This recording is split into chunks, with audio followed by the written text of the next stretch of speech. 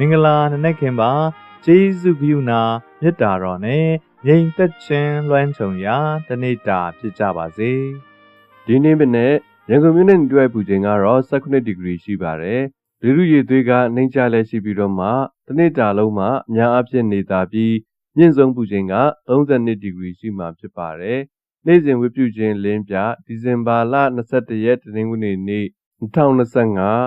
ငါတို့ဖို့သူငယ်ကိုဖွားမြင်၏ဒီကချက်မွေးနေ့တော်ကာလခွန်အားယူစရာများအပိုင်း1ဖတ်ရန်ကျမ်းချက်ဧရှာယနာဂတိကျမ်းခန်းကြီး9ခန်းငယ်6မှ9အကြောင်းမူကားငါတို့ဖို့သူငယ်ကိုဖွားမြင်၏ငါတို့အားသားကိုသနာတော်မူ၏ထိုသူသည်အုပ်ဆိုးခြင်းအာဏာစက်ရှိလိမ့်မည်နာမတော်မူကားအံ့ဩဖွယ်တိုင်ပင်ဘက်တကိုးကြီးသောဘုရားသခင်သာဝရဖငြိမ်သက်ခြင်းရှင်ဟုခေါ်ဝေါ်သမုတ်ခြင်းကိုခံတော်မူလိမ့်မည်ဒါဝိဒ်မင်း၏ယာစပလင်ပေါ်မှထိုင်၍နိုင်ငံတော်ကိုနောင်ကာလစင်မပြတ်တရားတော်အတိုင်းဖြောင့်မတ်စွာစီရင်၍အမြဲတည်စေတော်မူမည်ကြောင်းအာဏာတော်တိုးတက်ခြင်းနှင့်ငြိမ်သက်တော်မူခြင်းသည်နေဆအမြဲရှိလိမ့်မည်ကောင်းကင်ဘုရားရှင်သာဝရဘုရားသည်အလိုတော်အားကြီး၍ထိုအမှုကိုပြီးစီးစေတော်မူလိမ့်မည်ရှင်လုကာခရစ်ဝင်ကျမ်းခန်းကြီး1ခန်းငယ်33ထိုသူသည်လည်းယာကုပ်အမျိုးနွယ်ကိုအစင်မပြတ်အုပ်ဆိုးလိမ့်မည်သူ၏နိုင်ငံသည်လည်းစုံခြင်းမရှိရဟုပြောဆို၏ဒီဟေရှာယနဂတိကျမ်းကိုရေးတဲ့ချိန်မှာဣသရေလလူမျိုးတွေသည်မှောင်မိုက်နဲ့စစ်မဲ့ဘေးတဲ့ညကြားမှာကြောက်ရွံ့နေရတဲ့ကာလဖြစ်ပါတယ်အဲ့လိုမှောင်မိုက်တွေထဲမှာဘုရားသခင်ဟာအလင်းရောင်နဲ့တူတဲ့သားတော်ကိုဆေလွတ်မဲ့ကြောင်းကိုဂရုပေးဖော်ပြခဲ့ခြင်းဖြစ်ပါတယ်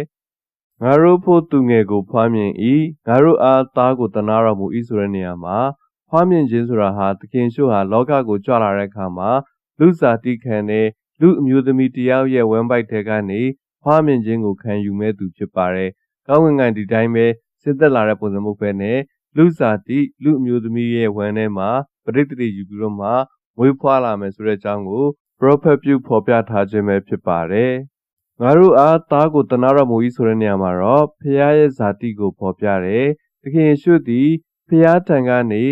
လာတဲ့ဖခင်ရဲ့သားတစ်ယောက်ဖြစ်တယ်။ဒီထဲမှာထူးခြားတာကငါတို့ဖို့ဆိုတဲ့စကားလုံးဖြစ်ပါတယ်။ဖခင်သခင်ဟာသူ့ရဲ့သားတော်လက်ဆောင်ကိုလူသားအားလုံးလူမျိုးအားလုံးအတွက်ကိုရည်ရွယ်ပြီးတော့မှပေးခဲ့ခြင်းဖြစ်ပါတယ်။ငါတို့အားသားကိုသနာတော်မူ၏ဆိုတဲ့အကြောင်းပဲဖြစ်ပါတယ်။နောက်ပြီးတော့အဲ့ဒီမွေးဖွားလာမဲ့သခင်ယေရှုရဲ့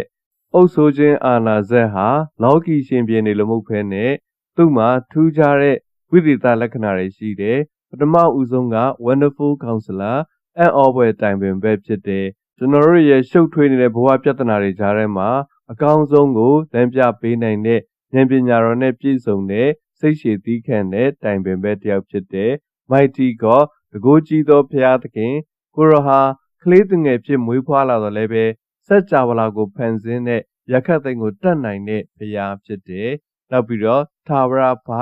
Everlasting Father ကိုရဟာကျွန်တော်တို့ကိုသာဝရတိုင်အောင်ချစ်တယ်ကာကွယ်တယ်ထောက်ပံ့တာတွေကိုဖခင်တယောက်ကဲ့သို့လှုပ်ဆောင်မဲ့သူဖြစ်တယ်။နောက်ဆုံးတစ်ခုက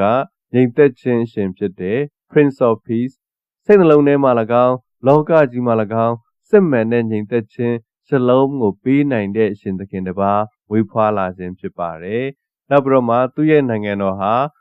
သာဝရတည်တဲ့နိုင်ငံတော်အဆုံးမရှိတဲ့နိုင်ငံတော်ဖြစ်ပါတယ်။လောကမှာနိုင်ငံတော်တွေ Emperor ကြီးတွေပြည့်စည်သွားတော့လည်းပဲသခင်ရွှေ့နိုင်ငံတော်ဟာတရားမျှတခြင်းနဲ့ဖြောင့်မတ်ခြင်းပေါ်မှာအခြေခံပြီးတော့မှသာဝရကာလထိတည်လိမ့်မယ်။ဒီကိစ္စကလူသားတွေရဲ့ကြိုးစားအားထုတ်မှုနဲ့မဟုတ်ဘဲနဲ့ကောင်းကင်ဘုရားရှင်သာဝရဘုရားရဲ့စိတ်အားထက်သန်မှုအလိုတော်အားဖြင့်ပြည့်စုံစေမှာဖြစ်ပါတယ်။ဘုရားသခင်ကိုယ်တိုင်ကကျွန်တော်တို့ကိုကယ်တင်ဖို့ဖြောင့်မတ်ခြင်းတွေပေးဖို့ပြည်စင်စီစဉ်နေခြင်းဟာအလွန်ခွန်အားရစရာဖြစ်ပါတယ်။ဒါကြောင့်ဒီနေ့ဘလို့ခက်ခဲဘလို့မောင်မိုက်ထဲမှာရောက်နေပါစေအဲ့ဒီမောင်မိုက်ကိုအနံယူတဲ့တကိုးကြီးသောဘုရားသခင်သာဝရဘုရားဟာကျွန်တော်နာမှာအမြဲရှိနေပေးမဲ့ Prince of Peace ကကျွန်တော်တို့မွေးဖွားလာခဲ့ပြီးဖြစ်ပါတယ်။ဒီခရစ်စမတ်ကာလမှာကိုရောပေးတဲ့ညီသက်ခြင်းကိုလက်ခံရယူပြီးတော့မှအသက်တာကိုတည်ဆောက်ကြဖို့ရန်ဖြစ်ပါတယ်။ဆုတောင်းကြပါစို့။မြတ်တော်ရှင်သခင်သာဝရဘုရားကျွန်တော်တို့အံ့ဩဖွယ်လက်ဆောင်ဖြစ်သောသားတော်သခင်ယေရှုကိုပေးသနာအတွက်ယေရှုတင်ပါတယ်။ကိုရောညီသက်ခြင်း လမ်းပြမှုဟာကျွန်တော်ဘဝထဲမှာယခုကာလနောင်ကာလအမြဲတမ်းတည်ရှိစေဖို့ရန်ကိုရရှင်ပြင်ဆင်ကောင်းကြီးပေးပါအထူးသဖြင့်ညီသက်ချင်းကင်းမဲ့နေတဲ့မြန်မာပြည်ကြီးကိုကိုရရှင်ညီသက်ချင်းပေးသနာတော်မူပါကိုရရှင်ဖျားကိုရတိုင်ဆက်သက်ကြွလာအုပ်စိုးပါလမ်းပြပါသွန်သင်ပါအကောင်းမသိတဲ့သူတွေမတရားစွာနဲ့လက်နဲ့အားကိုးပြီးအနိုင်ကျင့်နေတဲ့အဖွဲ့အစည်းတိုင်းကိုကိုရရှင်ဆုံးမဒဏ်ခတ်တော်မူပါလက်နဲ့အားကိုးအာဏာအားကိုးပြီးတော့မှမတရားတဲ့စီးပွားရေးတွေကိုကဘာရက်ကိုထိခိုက်အောင်လုပ်နေကြတဲ့ရှင်သန်မှုတွေကိုပျက်စီးအောင်လုပ်နေကြတဲ့လူသားရဲ့အတိုက်မြုံတွေကိုပျက်စီးအောင်လုပ်နေတဲ့သူတွေကိုလည်း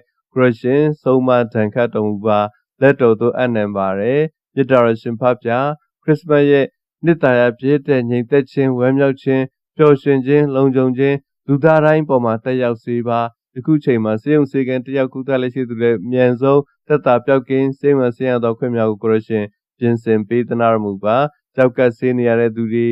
ကင်ဆာရောဂါကိုခုခံတွန်းလှန်နေရတဲ့သူကိုရရှင်ခွန်အားပေးပါဆွမ်းအင်ပေးပါဝေချင်းမစားမှုတွေပြုစုဆောင်ရှောက်မှုတွေအပြည့်အဝရရှိစေပါမည်အကြောင်းကောင်းကြီးပေးသနာတော်မူပါစစ်ပေးဆောင်ရွက်ကိုရရှင်ကောင်းကြီးပေးပါဘေးကင်းလုံခြုံစေပါအေးချမ်းတဲ့ကာလမှာမိုးကာတွေနှွေးထွေးတဲ့အဝတ်စားတွေရှိစေဖို့ကောင်းကြီးပေးပါစာနာရိတ်ခါတွေလုံလောက်စေပါဘရော့ပြုသုံးဆောင်နေကြတဲ့သူတွေတီးပန့်မိုးနေကြသူတွေတီးကိုလည်းကိုရရှင်ပြင်ဆင်ကြွယ်ကားလဲသူတို့ထံကိုရိတ်ခါတွေအမိုးကာတွေရောက်ရှိစေဖို့ကိုရရှင်ပြင်ဆင်ကောင်းကြီးပေးပါတယောက်စီတိုင်းရဲ့ပြစ်ကိုလွတ်တော်မူတဲ့မြတ်ပြည်ကြီးကိုရင်ဝတ်ချမ်းသာခြင်းလွတ်မြောက်ခြင်းခရစ်စမတ်ရဲ့ညီသက်ချင်းအားဖြင့်ကိုရရှင်ကောင်းကြီးပေးပါမည်ကြောင်းသခင်ယေရှုခရစ်တော်ဖျား၏နာမတော်မြတ်ကိုမြည်ပြုလက်ဆုတောင်းကြပါရဖဖျားအာမင်